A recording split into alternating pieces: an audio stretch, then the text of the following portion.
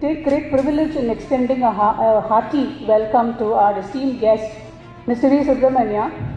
Mr. Subramania is a visionary leader and an icon of the industry. He is the co-founder of JS Masala Company, popularly known as Teju Masala. All of you know that Teju Masala is a very household name, and it adorns the kitchen shelves of almost all homes.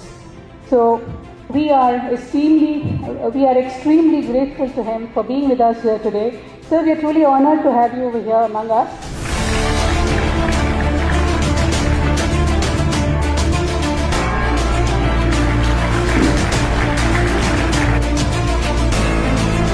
And ಹಾಗೆ ಇವತ್ತು sir ಇದ್ದಾರೆ.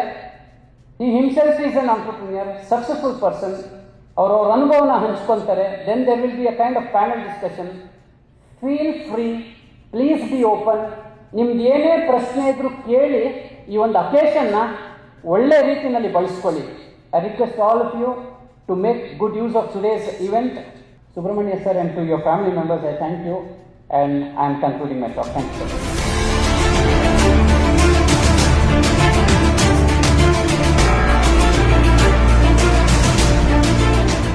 ಈಗಾಗಲೇ ನೀವೆಲ್ಲ ನೋಡಿದ್ರೆ ನನ್ನ ಒಂದು ಸಣ್ಣ ತುಣುಕಿನ ವಿಡಿಯೋ ನೋಡಿದ್ರೆ ನಮ್ಮ ಉದ್ದಿಮೆನ ನಾವು ಶುರು ಮಾಡಿದ್ದು ಒಂದು ಸಣ್ಣ ಉದ್ದಿಮೆಯಾಗಿ ಶುರು ಮಾಡಿದ್ವಿ. ಅದು ಇವತ್ತು ಬೃಹದಾಕಾರವಾಗಿ ಬೆಳೆದಿದೆ. ಈ RNS ವಿದ್ಯಾಸಂಸ್ಥೆಯ ವೇದಿಕೆ ಹಂಚಿಕೊಳ್ಳೋದಕ್ಕೆ ಅವಕಾಶ ಮಾಡಿಕೊಟ್ಟಂಥ ಎಲ್ಲರಿಗೂ ನನ್ನ ನಮಸ್ಕಾರಗಳು ಸರ್. ನನಗೆ ಇವತ್ತು ನೀವು ಪ್ರತಿಭಾನ್ವಿತ ವಿದ್ಯಾರ್ಥಿಗಳಾಗಿ ಕೂತ್ಕೊಂಡಿದ್ದೀರಾ. ನನಗೆ ನಿಮ್ಮಷ್ಟು ಎಜುಕೇಷನ್ ಇಲ್ಲ. ನಾನು ಓದಿರೋದು 7th ಸ್ಟ್ಯಾಂಡರ್ಡ್ ಅಷ್ಟೇ ಸರ್. ಕನ್ನಡ ಮೀಡಿಯಂ 7th ಸ್ಟ್ಯಾಂಡರ್ಡ್ನಲ್ಲಿ ನಾನು ಓದಿದ್ದೀನಿ. ಇವತ್ತು ಒಂದು ಸಣ್ಣ ಉದ್ದಿಮೆಯಾಗಿ ಶುರು ಮಾಡಿದಂಥ ಒಂದು ಇದು ನಮ್ಮ ಉದ್ದಿಮೆನ ಇವತ್ತು 200 ಕೋಟಿ ಟರ್ನ್ ಓವರ್ಗಳಿಗೆ ತಂದು ನಿಲ್ಲಿಸಿದ್ದೀವಿ ಅಂತಂದರೆ ನೀವು ಯೋಚನೆ ಮಾಡಿ. ಇದು ಸಾಮಾನ್ಯವಾದ ಒಂದು ಯಶಸ್ಸಲ್ಲ, ತುಂಬ ಕಷ್ಟಪಟ್ಟು ತಂದಿದ್ದೀವಿ. ಯಾಕೆಂತಂದರೆ 1999ರಲ್ಲಿ ನಾವು ಈ ಉದ್ದಿಮೆ ಪ್ರಾರಂಭ ಮಾಡಿದಾಗ ಬೆಂಗಳೂರು ಇನ್ನೂ ಬೆಳೆದಿರಲಿಲ್ಲ. ಇನ್ನೂ ನೀವು ಸಾಮಾನ್ಯವಾಗಿ ಗುಟ್ಟೆ ಇರಲ್ಲ ಅಂತ ಕಾಣುತ್ತೆ. ಆ ಟೈಮ್ನಲ್ಲಿ ಮಕ್ಕಳು ಅಂತ ಕಾಣುತ್ತೆ. ಆ ಟೈಮ್ನಲ್ಲಿ ನಾವು ಶುರು ಮಾಡಿದಾಗ ನಾವು ಇಷ್ಟು ಈ ಮಟ್ಟಕ್ಕೆ ಒಂದು ನಮ್ಮ ಸಂಸ್ಥೆನ ತಗೊಂಡೋಗ್ತೀವಿ ಅಂತ ನಾವು ಖಂಡಿತ ಅಂದ್ಕೊಂಡಿರಲಿಲ್ಲ. ರೆಡಿಮಿಕ್ಸ್ ಮಸಾಲ ಅನ್ನೋದನ್ನ ಪರಿಚಯಿಸಿದ್ರೆ ನಾವು ಆ ಹೆಮ್ಮೆ ಇವತ್ತಿಗೂ ನಮಗಿದೆ. ಹೀಗೆ 400 ವರ್ಷಗಳ ಹಿಂದೆ ಬ್ರಿಟಿಷರು ಭಾರತಕ್ಕೆ ಆ ಜಲಮಾರ್ಗ ಕಂಡುಹಿಡಿಕೊಂಡು ಬರ್ತಾರೆ.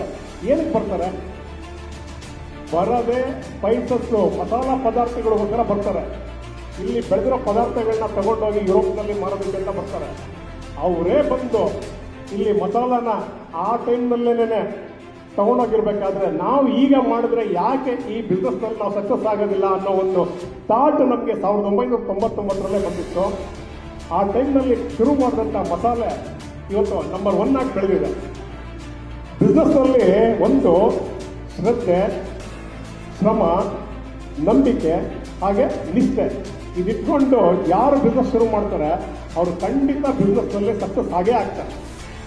ಇನ್ನು ನಿಮ್ಮ ಶ್ರಮ ಅಂದರೆ ನಿಮ್ಮ ಹಾರ್ಡ್ ವರ್ಕ್ ಇರಲೇಬೇಕು. ಬೆಳಗ್ಗೆಯಿಂದ ಸಂಜೆವರೆಗೂ ನೀವು ಏನೋ ಹೊಸ ಉದ್ಯಮ ಸ್ಥಾಪನೆ ಮಾಡಿದ್ರೋ ಅಥವಾ ಬೇರೆ ಏನೇ ಮಾಡಿದ್ರು ಕೂಡ ಅದ್ರ ಬಗ್ಗೆ ಗಮನ ಕೊಟ್ಟರೆ 100% ನೀವು ಅದ್ರ ಕಡೆ ಗಮನ ಕೊಟ್ಟು ಮಾಡಿದಾಗ ಅದು ಸಕ್ಸಸ್ ಆಗುತ್ತೆ. ನಾನು ಮತ್ತೆ ನಮ್ಮ ಸ್ನೇಹಿತರಾದ ಮಸಾಲಾ ಜಯರಾಮ್ ಅಂದ್ಬಿಟ್ಟು, ಇವತ್ತು ಮಸಾಲಾ ಜಯರಾಮ್ ಅಂತಾನೆ ಅವ್ರ ಹೆಸರಾಗಿದೆ. ನಾವಿಬ್ಬರು ಸ್ನೇಹಿತರು ಸೇರಿ ಈ ಬಿಸ್ನೆಸ್ನ ಶುರು ಮಾಡಿದಾಗ ತುಂಬ ಕಷ್ಟಪಟ್ಟು ಶುರು ಮಾಡಿದ್ವಿ. ಶುರು ಮಾಡಿದ ನಂತರ ಅದರ ಬೆಳವಣಿಗೆಗಳು ಬೆಳ್ಕೊಳ್ತಾ ಹೋಗಿದೆ. ಅದು ಕೂಡ ನಾವು ಯಾವ ರೀತಿ ಎಫರ್ಟ್ ಹಾಕಿ ಮಾಡಿದ್ದೀವಿ ಅಂತಂದರೆ ಆ ಟೈಮ್ನಲ್ಲಿ ನಾವು ನಿದ್ದೆ ಕೂಡ ನಾವು ಮಾಡ್ತಾ ಇರಲಿಲ್ಲ. ಬೆಳಗಿನ ಜಾವ 4 ಗಂಟೆಗೆ ಎದ್ದು ಒಂದು ಸಣ್ಣ ಹಾಲ್ನಲ್ಲಿ ಶುರು ಮಾಡಿದಂಥ ಬಿಸ್ನೆಸ್ಸು 4 ಗಂಟೆಗೆ ಎದ್ದು ನಾವೆಲ್ಲ ರೆಡಿ ಮಾಡಿಕೊಂಡು 9 ಗಂಟೆಗೆ ನಾವೇನು ಜಾಬ್ಗೆ ಅಂತ ಇಟ್ಕೊಂಡಿದ್ವಿ, 2 ಹೆಣ್ಮಕ್ಳು ಇಟ್ಕೊಂಡಿದ್ವಿ, ಅವ್ರು ಪ್ಯಾಕಿಂಗ್ ಮಾಡೋಕ್ಕೆ ಬರೋದ್ರಲ್ಲಿ ನಾವೆಲ್ಲ ರೆಡಿ ಮಾಡಿ ಇಟ್ಬಿಡ್ತಾ ಇದ್ವಿ. ನಮ್ಮ ಮಸಾಲನೆಲ್ಲ ಮಿಕ್ಸ್ ಮಾಡಿ ರೆಡಿ ಮಾಡಿ ಇಟ್ಬಿಡ್ತಾ ಇದ್ವಿ. ಕಮ್ಮಿ ಅಂದ್ರೂ ನಮ್ಮ ಸಂಸ್ಥೆಯಿಂದ 1000 ಜನಕ್ಕೆ ಉದ್ಯೋಗ ಕೊಟ್ಟಿದ್ದೀವಿ. ಇದು ಒಂದು ಹೆಮ್ಮೆಯ ವಿಷಯ ಅಂತ ನಾವು ಹೇಳ್ಬೋದು. ಮಸಾಲೆನೇ ಅಂತಲ್ಲ, ತುಂಬ ಬೇಕಾದಷ್ಟು ಅವಕಾಶಗಳಿದೆ. ಏನು ಬೇಕಾದ್ರೂ ಮಾಡಿ, ನಿಷ್ಠೆಯಿಂದ ಮಾಡಿ, ಖಂಡಿತ ಸಕ್ಸಸ್ ಆಗೇ ಆಗ್ತೀರ.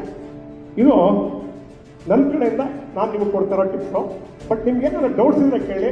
ನಾನು ಖಂಡಿತ ಅದಕ್ಕೆ ಆನ್ಸರ್ ಮಾಡ್ಕೊಂಡು ಬರ್ತೇನೆ. ಬಟ್ ನಾವು ಉದ್ದಿಮೆ ಶುರು ಮಾಡಿದಾಗ ಬೆಳಗ್ಗೆ 4 ಗಂಟೆಯಿಂದ ರಾತ್ರಿ 10 ಗಂಟೆವರೆಗೂ ದುಡಿತಾ ಇದ್ವಿ. ಇವತ್ತಿನ ದಿನ ಇರೋರೆಲ್ಲ ಬೆಳಗ್ಗೆ 9 ಗಂಟೆಗೆ ಬರ್ತಾರೆ, ಮಧ್ಯಾಹ್ನ ಅಲ್ಲ ಸಂಜೆ 5:30ಗೆ ಸ್ಟಾಪ್ ಆಗಿರುತ್ತೆ.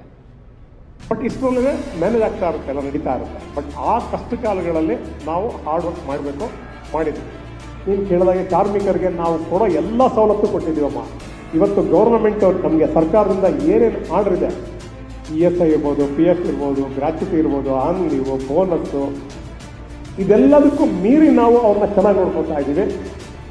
ನೀವು ನನ್ನ ಈ ಕ್ವಶನ್ ಕೇಳಿರಲ್ಲ, ಇದನ್ನು ನೀವು ಬೇಕಾದ್ರೆ ನಮ್ಮ ಇಂಡಸ್ಟ್ರಿನಲ್ಲಿ ಬಂದುಬಿಟ್ಟು ನನ್ನ ಕೇಳಬೇಡಿ, ನಮ್ಮ ಎಂಪ್ಲಾಯೀಸ್ನ ಕೇಳಿ. ಒಂದು ಸಾರಿ ಕರೆದ್ಬಿಟ್ಟು ನೀವು ಒಂಥರ ಪರ್ಸ್ನಲ್ಲಾಗಿ ಕೇಳಿ, ಅವರು ನಿಮ್ಗೆ ಆನ್ಸರ್ ಮಾಡ್ತಾರೆ ನಾವು ಯಾವ ರೀತಿ ಅವ್ರನ್ನ ನೋಡ್ಕೊತಾ ಇದ್ದೀವಿ ಅಂತ. ಯಾಕೆಂದರೆ ಯಾವುದೇ ಒಂದು ಸಂಸ್ಥೆ ಬೆಳಿಬೇಕಾದ್ರೆ ಇಲ್ಲಿ ಬರೀ ನಾವು ಮಾತ್ರ ಬೆಳೆಯೋದಲ್ಲಮ್ಮ, ನಮ್ಮ ಸಂಸ್ಥೆ ಬೆಳೆಯೋದಲ್ಲ, ಅದ್ರ ಜೊತೆ ನಮ್ಮ ಕಾರ್ಮಿಕರು ಕೂಡ ಬೆಳಿಬೇಕು.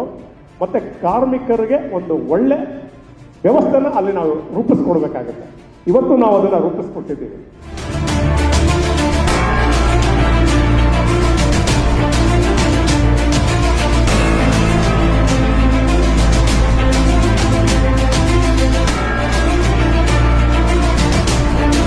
ನಮ್ಮೆಲ್ಲರಿಗೂ ಒಂದು ಅವಕಾಶ ಇದು. It's A honour for us. ಎಲ್ಲ ಉಪಯೋಗ ಮಾಡ್ಕೊಳ್ತಾರೆ ನಮ್ಮ ವಿದ್ಯಾರ್ಥಿಗಳು. ಬಟ್ ತಾವು ಅಷ್ಟು ಒಂದು ಸರಳತೆನ ಇಟ್ಕೊಂಡಿದ್ದೆ. I think that's also important value that we must imbibe. ಎಷ್ಟು ಎತ್ತರಕ್ಕೆ ಬೆಳೆದಿದ್ರು ಒಂದು ಸರಳತೆ ಇದೆಯಲ್ಲ, ಅದೊಂದು ಇಂಪಾರ್ಟೆಂಟ್ ಕ್ವಾಲಿಟಿ. ಸರ್ ತುಂಬ ಕಲ್ತಿದ್ದೀವಿ, ಖಂಡಿತ ತಪ್ಪು ಮಾಡಿಲ್ಲ. ನಮ್ಮೆಲ್ಲ ಪರವಾಗಿ ಮತ್ತೊಮ್ಮೆ